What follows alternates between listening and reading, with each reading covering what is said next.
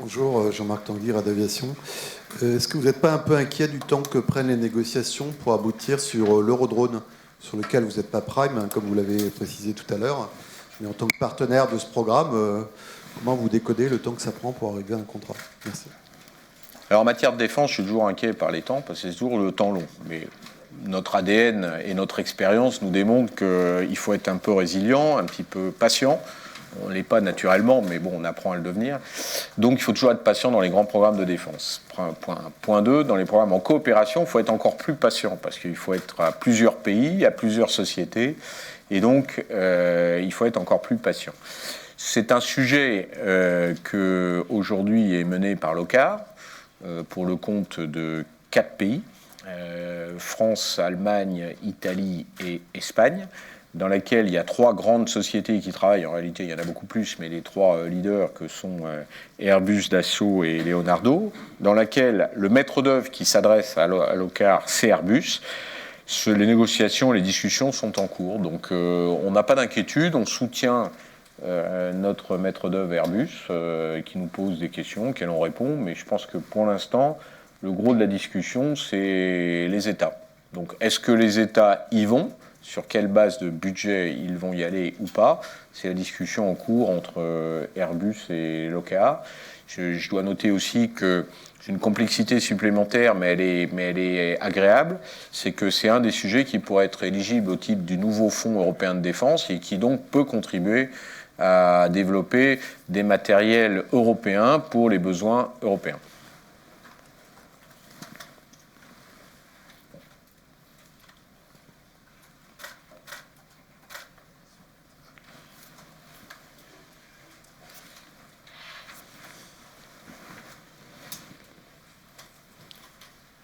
Bonjour, Olivier Brochet, Crédit Suisse. 2 questions, s'il vous plaît. La première sur les tendances du marché du BizJet sur un plan géographique, si vous pouviez faire un point sur ce que vous avez vu au premier semestre et puis comment se passe l'activité commerciale aujourd'hui. Et puis la deuxième question sur les couvertures de change, sur le taux du premier semestre, le deuxième semestre et puis ce qui arrive, ainsi que, d'après ce que j'ai compris, vous avez pris quelques couvertures supplémentaires, savoir jusqu'où est-ce que ça s'étend, s'il vous plaît. Alors, tendance Falcon, par zone, on ne va pas la faire de manière quantitative, mais de manière qualitative. Des États-Unis qui se portent plutôt bien, donc le continent américain d'une manière générale qui se porte plutôt bien, donc des commandes qui viennent de la part des États-Unis. C'était un peu vrai l'année dernière, ça reste vrai cette année, c'est une tendance, mais c'est lié à une économie américaine relativement positive et active, avec des investissements qui se poursuivent, donc tout type d'avion aux États-Unis. Deuxième tendance, un petit recul sur l'Europe, qui doit peut-être, c'est difficile de toujours lier des événements à d'autres, mais peut-être lié à une certaine incertitude dont j'ai parlé tout à l'heure, le Brexit, problématique de positionnement de l'Europe, problématique de positionnement de l'Europe vis-à-vis des problèmes entre les États-Unis et la Chine, etc., etc. Donc peut-être aussi l'Europe du Sud qui est un petit peu moins dynamique qu'une autre partie de l'Europe. Donc ces inquiétudes ne favorisent pas un marché actif. Néanmoins, on continue bien évidemment à vendre en Europe. L'Asie, je dirais, en Asie, il y a 2 Asies, il y a la Chine et le reste. La Chine est toujours un petit peu plat. Donc je vais vous redire ce que je dis depuis des années, mais là aussi il faut une grande patience. La Chine achètera, il faut y être donc. Pour l'instant, elle n'achète pas beaucoup, ni à nous, ni à nos concurrents. Donc voilà, on investit toujours en Chine, on se rapproche de la Chine, on est présent en Chine, mais les résultats ne sont pas encore tout à fait au niveau de ce grand pays qui se veut une grande puissance économique et qui forcément aura des besoins pour se véhiculer de manière efficace dans son business. Le reste de l'Asie est plutôt prometteur. On a des nouveaux pays qui rentrent dans le monde du business jet et en particulier dans le monde Falcon. y compris, mais ça c'est un grand pays bien connu, l'Australie, un pays qui a besoin d'avions parce que c'est un pays où tout est grand et tout est loin. Donc on l'a vu avec les VIP, mais il y a d'autres prospects en cours. Moyen-Orient, c'est toujours un petit peu plat avec l'Afrique. Il y a ces quelques ventes. Voilà. Le gros, c'est les États-Unis. Je n'oserais pas dire que ça allait un peu mieux avec le Brésil, parce que vous risqueriez de me poser la question de l'impact politique entre la France et le Brésil en ce moment sur nos ventes. A priori, le monde économique, lui, était favorable à l'arrivée des autorités actuelles, et donc plutôt dans une position d'investissement et d'achat d'avions de business jet. Ah, les couvertures, oui, la deuxième question. Alors, les couvertures, effectivement, alors, je ne sais pas ce qu'on peut dire. Donc, on est à 1,18 sur le taux de couverture. Et puis, je m'arrête là, parce qu'il y a d'autres choses, mais ça, je ne peux pas vous le dire tout de suite. Je me méfie entre ce que je sais et ce que j'ai le droit de dire.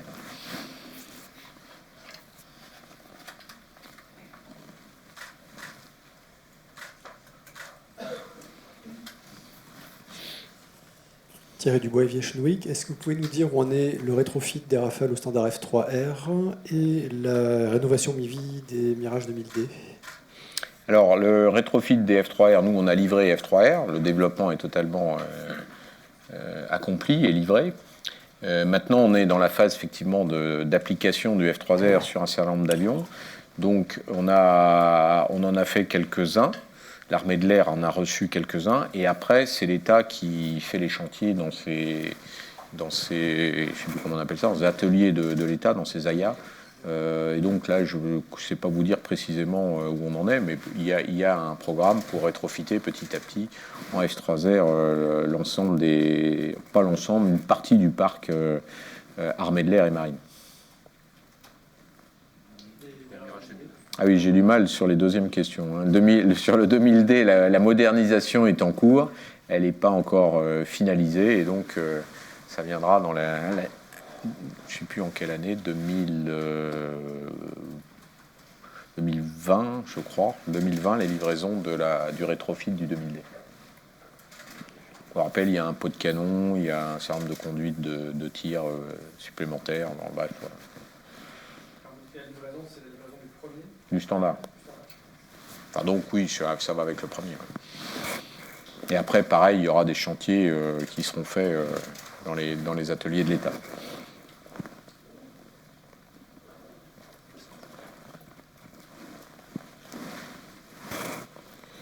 Oui, investir.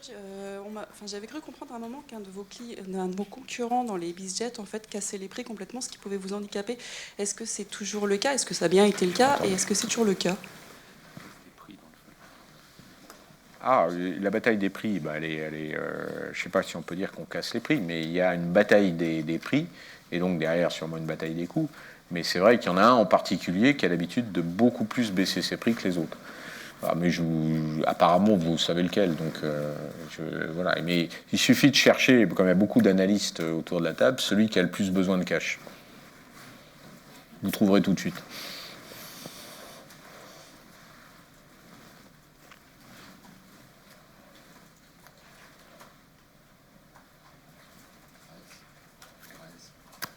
Si, ça y est, ils ont craint que le débat soit clos. Il y en a qui se réservent. Merci. Pierre Tran, SLD Info. Question concernant le contrat éventuel pour le démonstrateur NGF. C'est prévu toujours quand? Et est-ce que les négociations dans ce contrat, signature de ce contrat, vous avez évoqué, est-ce que c'est lié au progrès ou pas sur le projet franco-allemand pour le char? Alors je confirme, le char n'est pas un char d'assaut. Hein, Donc on aimerait bien que les deux sujets soient très séparés, je le dis haut et fort. Donc nous, avec Airbus et nos coopérants, dans le domaine du NGF et du SCAF en général, c'est pas simplement le NGF, il y a des démonstrateurs NGF, mais il y a aussi les remote carriers, il y a aussi un certain nombre de package dans le domaine du grand système global. Nous sommes prêts, nous avons fait nos offres, nous avons fait nos partages de tâches entre industriels. On attend maintenant la contractualisation. Alors ça me rappelle une question sur l'Eurodrone ou sur le MAL. C'est toujours trop long. Donc effectivement, nous on pense que le temps commence à passer et que par rapport à l'annonce du Bourget, on aimerait bien que ça vienne rapidement. Donc on espérait le Bourget, puis maintenant on espère septembre, on espère la fin de l'année. Mais c'est normal, on est des industriels impatients, nos équipes d'ingénieurs sont tout à fait motivées et à travailler réellement, et non pas sur des propositions, mais sur le développement d'un avion prototype. Et nos compétences en ont besoin pour se développer, et donc on est très impatient de ce contrat qui, vu de ma fenêtre, est facile à passer et concret. Bon, comme je disais tout à l'heure, il faut que les 3 pays se mettent d'accord, il faut que les budgets soient mis d'accord, les systèmes de clearance ne sont pas les mêmes dans les différents pays, donc tout ça doit être harmonisé, c'est en train de se mettre en place. Je fais confiance à la DGA pour arriver à fédérer, puisque la France étant leader, c'est à la DGA d'arriver à faire en sorte que tout ça se fasse relativement rapidement. N'oublions pas que pour arriver à faire voler quelque chose en 2026, il faut une date de départ, pour sinon, bien évidemment, tout ça part en translation et on ne peut pas laisser les équipes d'ingénieurs ne rien faire en attendant. Donc on est en train de mobiliser nos équipes d'ingénieurs, il faut donc que le contrat arrive. Et le budget que vous avez... Le budget, je le laisse, je le connais, mais je ne vous le donne pas, mais la DGA le connaît, vous pouvez leur poser la question. Voilà, c'est pas une donnée qu'on a décidé de publier lors du Salon du Bourget.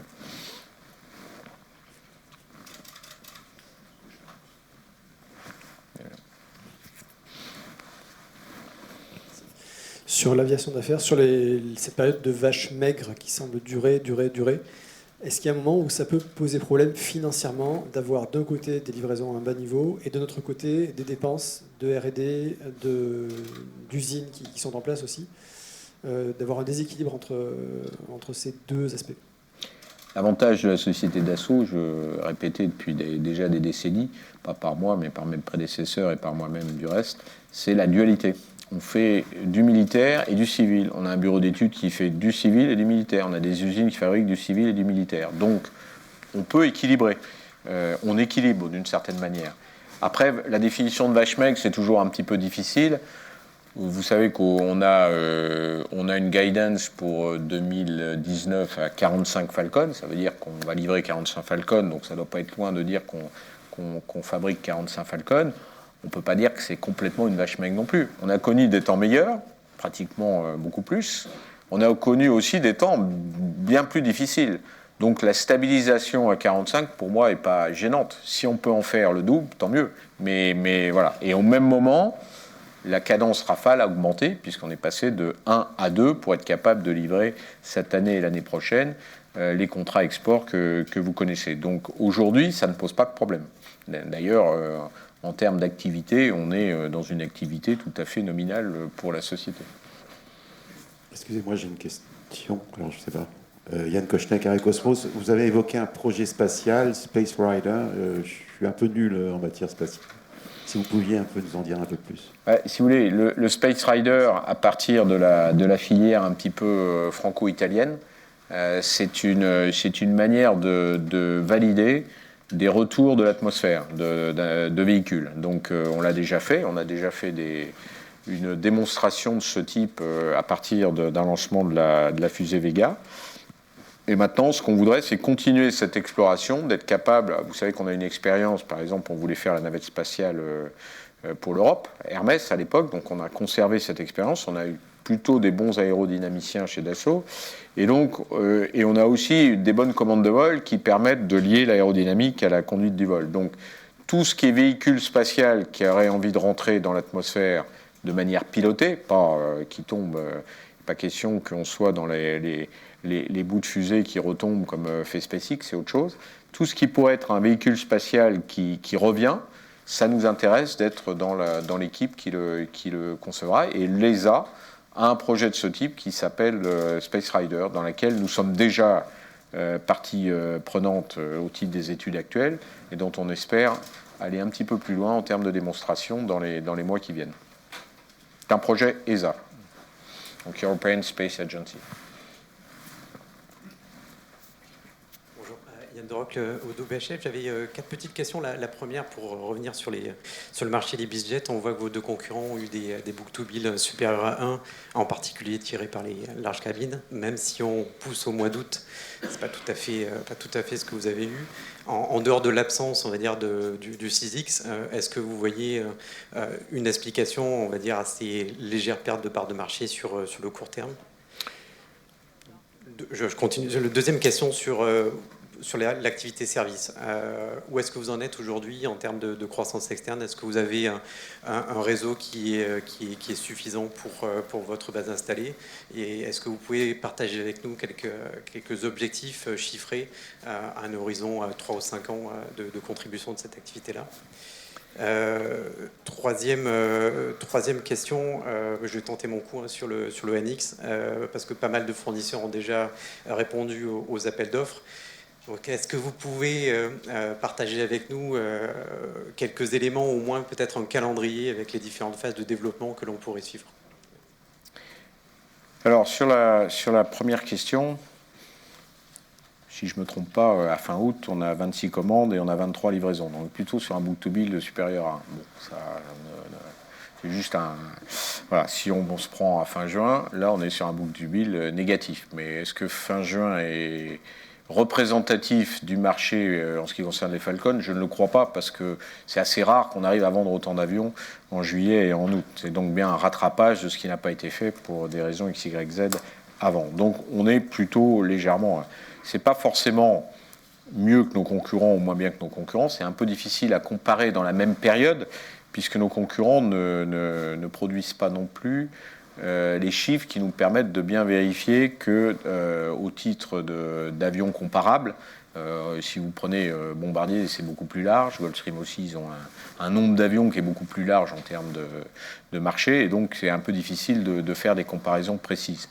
Donc, oui, en termes de nouveaux avions, j'espère, et on mise dessus, une extension des ventes grâce à l'arrivée du 6X en particulier, et qui permettra de compenser un peu la perte d'activité due au 5X, puisqu'on a quand même perdu dans cette affaire plus de 4 ans. Donc c'était pas facile. Voilà. Donc oui, l'arrivée du 6X doit booster nos ventes, dans un marché qui, vous voyez, est un petit peu entre les deux. Donc moi, je ne suis pas particulièrement inquiet. Aujourd'hui, je l'étais un tout petit peu plus. Je ne pourrais pas vous dire le contraire si on avait publié le 1er juillet. Parce que là, face à vous, je vous aurais dit, je ne comprends pas. On a vraiment une grande difficulté. Et pourtant, ça discute beaucoup avec de nombreux clients. Et encore aujourd'hui, on a une liste assez longue de gens qui veulent acheter. Donc voilà, la pression des prix, on l'a vu tout à l'heure, est importante. Mais ce n'est pas simplement ça. On a besoin d'étendre la gamme. Donc oui, l'arrivée du 6X sera quelque chose qu'on accueillera favorablement pour l'offre Falcon. La deuxième chose, c'est sur les stations-service. Laissez-nous finir un petit peu le closing des 3 acquisitions et de l'intégration, la manière dont on va faire dans les mois qui viennent, pour vous revenir vers vous sur la réponse chiffrée à ces questions à la fin 2019. Donc dans les comptes 2019, en février, je pense qu'on pourra vous en dire un petit peu plus en termes de chiffres d'affaires, de résultats, etc., en fonction de cette intégration. Et le troisième point, ça y est, je l'ai oublié, Loïc. Le futur Falcon, tout à pardon? Oui, c'est là. Donc, non, mais on ne dit rien, ça. Donc c'est pour ça que je l'avais oublié.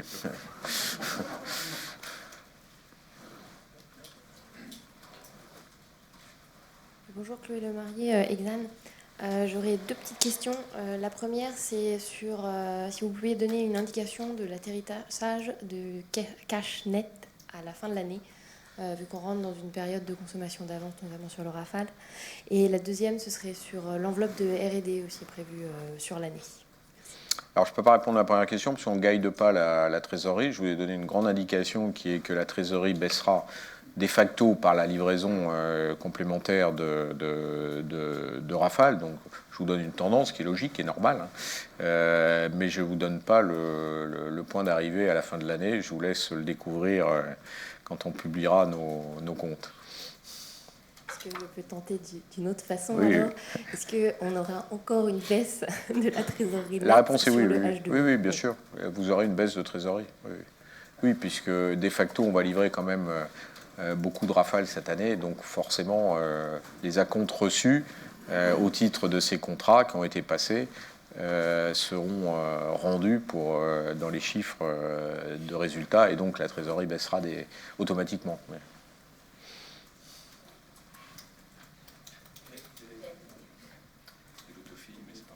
Pareil. No guidance sur l'autofi, mais ça sera... Sur l'autofi, vous avez une première... Je vous ai donné 2 indications. D'abord la semestrielle, qui est normale. Et puis j'ai dit quoi? J'ai dit que c'était en progression, puisqu'on est en train de monter en puissance sur le futur Falcon et on est au top du développement du 6X. Donc forcément, le deuxième semestre sera un peu plus élevé que le premier semestre. Ça vous donne une petite indication.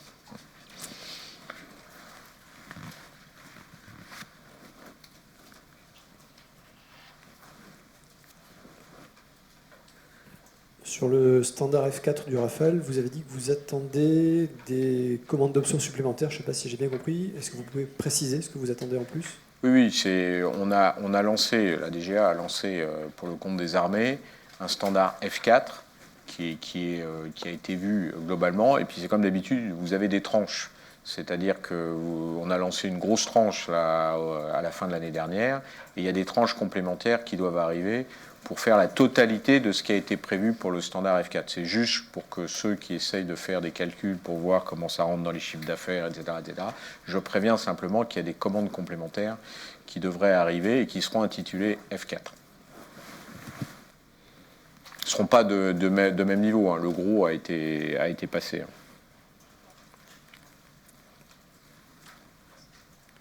J'aurais 2 petites questions complémentaires. La première sur Ravel. Il y a du chiffre d'affaires dès le deuxième semestre sur cette activité.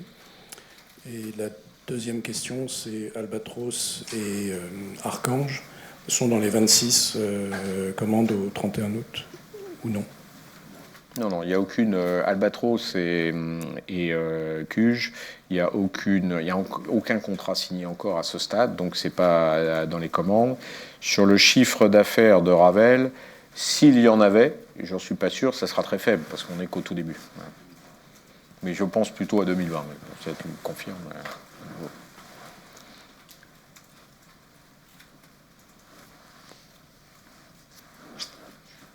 Bien, aussi.